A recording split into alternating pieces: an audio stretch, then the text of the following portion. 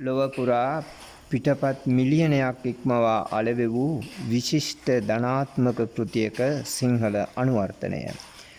Secret of Success Charles Newton සෞභාග්‍යමත් ජීවිතයකට අද ඔබට ඉදිරිපත් කරන්නේ 7 වන කොටස.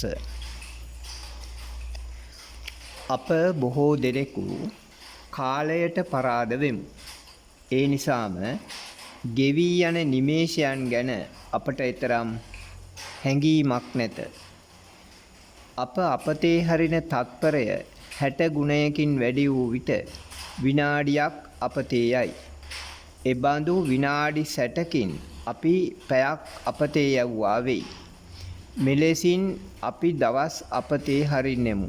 වසර ගණන් අපතේ හරින්නෙමු. අවසානයේ අප අපතේ හැර ඇත්තේ කුමක්ද? ජීවිතයයි. ඔබත් මෙලෙස ජීවිතය අපතේ හරින නිකමෙකු විය යුතුද? ගිය නුවණ ඇතුන් ලවා නැවත අද්දවා ගත නොහැක්කාසේම කාලයද යලි කිසිදා උදා නොවනු ඇත. ඔබට අවශ්‍ය නම් මුදල් හම්බ කරගත හැකිය. වෙනත් නිශ්චල චංචල දේපල හම්බ කරගත හැකිය. ඒත් ගෙවී ගිය කාලය කිසිදු දිනයක යලි ඔබ සොයා නොයනු ඇත. ඉතින් ජීවත් වීම යනු කාලය සමග කරන සටනකි. අපි කාලය ජයගත යුතු ඇත. ඒ සඳහා කාලය නිසි පරිදි කළමනාකරණය කරගත යුතු ඇත. අප බොහෝ දෙනෙකු කාලය සම්බන්ධයෙන් නගන පොදු චෝදනාවක් තිබේ. ඒ කරන්නට දහසක් දේ තිබුණද ඒ සඳහා වේලාවක් සොයාගත නොහැකි බවයි. මේ කිඳිරිය නගන කම්මැලියන් බොහෝ දෙනෙකු මට මුණ ගැසී තිබේ. එහෙත් මේ ලෝකයේ සිටින කාර්ය බහුලතම පුද්ගලයාට උව සිය කටයුතු කර ගැනීමට ඇත්තේ අපට ඇති පැය 24ම පමණි. අපිට ඇති අතිරේක විනාඩියක්වත් එබන්දෙකුට නැත. සැබවින්ම දවස ඉතා කෙටිය. මේ කෙටි දවස තුල කරන්නට බොහෝ දේ අපට තිබේ. මතක තබා ගන්න. ඔබ සැබෑ නායකයෙකු වන්නේ කෙටි දවස තුල බොහෝ වැඩ කිරීමෙනි. ඒ සඳහා ඔබ කළ යුත්තේ කුමක්ද? දවස මනා ලෙස සැලසුම් කිරීමයි. ඔබ දවස ආරම්භ කරන මොහොතේ එම දවස තුල කළ යුතු වැඩ කොටස පිළිබඳව పూర్ව සැලසුමක් තනා ගැනීම මෙහිදී අතිශය වැදගත්ය. අධික නින්ද මිනිසෙකුගේ දියුණුවේ සීමාව ලකුණු කරන සාධකයකි. එසේම බොහෝ දෙනෙකු කාලය අපතේ හරිති. පුවත්පත් බැලීමට, නෑමට, ඇඳ ගැනීමට, ආහාර ගැනීමට මේ කිසිවකට සීමාව ඉක්මවා කාලය වැය කිරීම බොහෝ දෙනෙකුගේ පුරුද්දකි.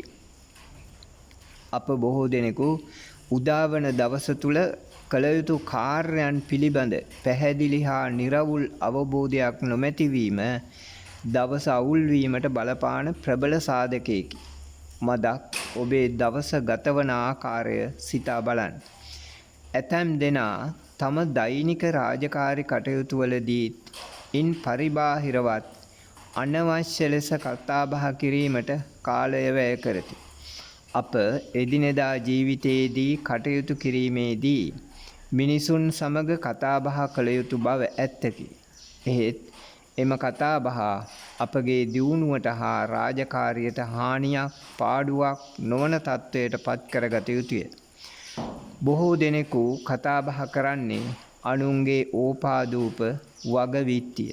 ඇතමුන් සිය රාජකාරී කටයුතු අතරමඟ නවතා දීර්ඝ දුරකථන සංවාද පවත්වති. උදේ සිට රෑ වනතුරු හරියට වැඩක් නොකරමින් ඕපාදූප වැල්වට අරන් දොඩා සිටිති. ඉන්පසු රාත්‍රියේ දිගු නිින්දකට මුල පුරන මිනිසෙකුට සිය ජීවිතයෙන් දියුණුවක් ලබා ගත හැකිද? කාර්යාලීය වැඩ කටයුතු, සමාජ සේවා කටයුතු, විනෝදාස්වාදය, ස්වයං දියුණුව මේ ආදී වශයෙන් ඒ අවශ්‍යතාවයන් සඳහා වැය කරන කාලය පිළිබඳ දල සැලැස්මක් ඔබ සතු විය යුතුය. ඔබ පසුදින කිරීමට අදහස් කරන විවිධ කාර්යයන් පිළිබඳ දල සැලැස්මක් පෙර දින රාත්‍රියේ ඇති කරගන්න. ඉන් පසු පසුදින එම වැඩ සම්පූර්ණ කරන්න. අප රාජකාරි කටයුතු වල නිරත වන සෑම මොහොතකම මුල් තැන දිය යුත්තේ ඊටය. එහෙත් රාජකාරි කටයුතු නිමවා යද්දී අප එම බර රැගෙන යා යුතු නැත. රාජකාරි ජීවිතයේ මෙන්ම පුද්ගලික ජීවිතයේද යන අංශ දෙකම සමබරව පවත්වාගෙන යාම අතිශය වැදගත් වේ. ඇතමුන් රාජකාරි ජීවිතයේ ප්‍රශ්න නිවසට රැගෙන යයි. නිවසේ ප්‍රශ්න රාජකාරි ස්ථානයට රැගෙන යයි. මෙසේ කිරීමෙන් මිනිසුන් ජීවිතයේ සමබරතාවය අහිමි කර ගනී. ඇමතුම් දිනපොතක් පරිහරණය කිරීම දවස සැලසුම් කිරීමේ කාර්යයේදී අතිශය වැදගත් වේ. එම ඇමතුම් දිනපොත තුළ ඒ දවස තුළ ඔබට කිරීමට ඇති විශේෂ කාර්යයන්, රැස්වීම්, උත්සව අවස්ථා ආදිය සටහන් කරගන්න. එවිට අමතක වීමෙන් ඇතිවන අපහසුතා වළක්වා ගැනීමට හැකිවනු ඇත. සෑම දිනකම පවුලේ සමාජිකයන් සමග අවශ්‍ය සබැඳියාව වර්ධනය කර ගනිමින් කල්ගත කිරීමට ප්‍රමාණවත් කාලයක්ද අප විසින් වෙන් කරගත යුතුය. එසේම ශාරීරික සමබරතාව සඳහා ශාරීරික අභ්‍යාස කිරීම, පොත්පත් කියවීම, අනෙකුත් ස්වයං දියුණුවට අදාළ කටයුතු ආදියටද ඔබ කාලය සකසා ගත යුතුය. අද මිනිසුන් බොහෝ දෙනා හොඳ චිත්‍රපටි බැලීමට, චිත්‍ර ප්‍රදර්ශනයක් නැරඹීමට, සංගීතයේ රස විඳීමට කාලයක් සොයා ගැනීමට වේලාවක් නැති බව කියයි. එහෙත් එය එසේ විය යුතුද? එසේ වීමෙන් සිදුවන්නේ මිනිසුන්ගේ ජීවිත කඩාවැටීම් පමණි. ඔබ ඔබගේ දවස මනා ලෙස සැලසුම් කිරීම තුළින් අත්කරගන්නා ප්‍රධාන වාසියක් වන්නේ කාලය අපතේ යාම වැළකීමයි. එවිට ඔබේ දවස අර්ථවත් වනු ඇත. අපි අපගේ දවස සැලසුම් කළ යුත්තේ අපගේ පුද්ගලික දියුණුවට පමණක් නොවේ. අපගේ පවුලේ දියුණුවට, දූ දරුවන් යහමගට ගැනීමට මේ ආදී වශයෙන් පුළුල් පරාසයකින් අපි අපගේ කටයුතු සැලසුම් කළ යුතුය. එහෙත් අප මෙහිදී කල්පනා කළ යුතු එක් දෙයක් තිබේ. ඒ දිනකට අපට වැඩ කළ හැකි උපරිම ධාරිතාවය පිළිබඳවයි.